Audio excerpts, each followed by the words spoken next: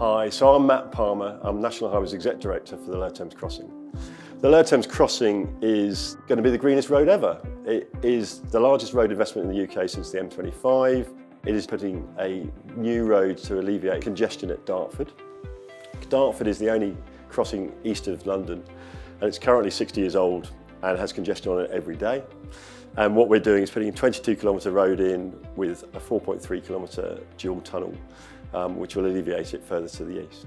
And the reason I say it's going to be the greenest road ever, we're building it in the 21st century with the next version of a Megaproject. So we are pushing the boundaries as far as we can on biodiversity and carbon.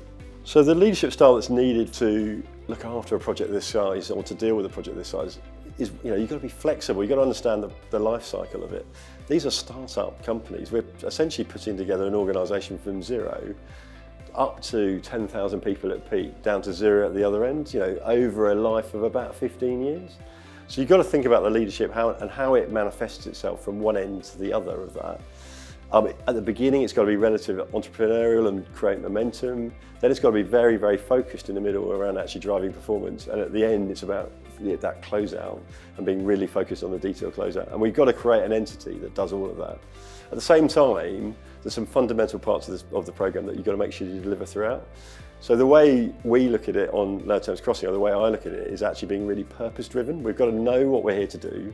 It's helped by the fact we've got a very strong business case and it's really obvious what we're here to do. We're here to alleviate Dartford and deliver what is a very large road. That is our overall objective.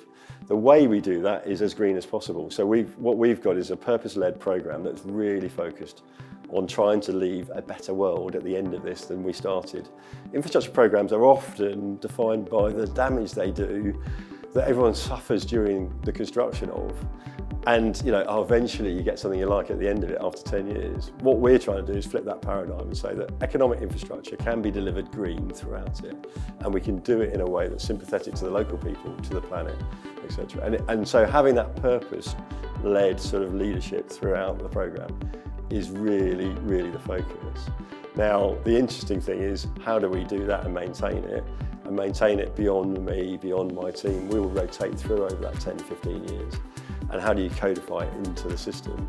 And how do you do it in a way that hasn't been done before? And some of that takes me into creating a diverser workforce, a diverser leadership team than we ever have done before. There are sort of lots of different leadership styles that go through it, but over time they've got to change. And I think the key in my head is about planning. You've got to plan to change the style because each bit needs a slightly different style. You mustn't have the front end, which is quite ambiguous, in the middle, which needs defined driving, or the end, which is really focused. You've got to have the ambiguity at the front and be happy with it. Then you've got to close it down and move into real focus, delivery and performance.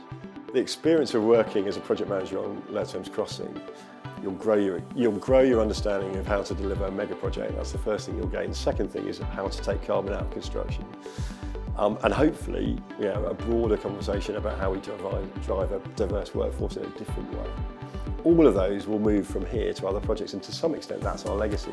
Our legacy is we'll change the UK and global community of project managers through what they learn. As the exec director for the Thames Crossing, the most important skill is the fact that actually it is all about people. This isn't about engineering. It's about how people come together. So my response to that is I've got to be a people-centric leader. I've got to spend most of my time focused on the people and make sure that those people are getting the maximum out of the Thames Crossing experience, but also delivering the maximum. So it's a people-centric leadership style is what I need.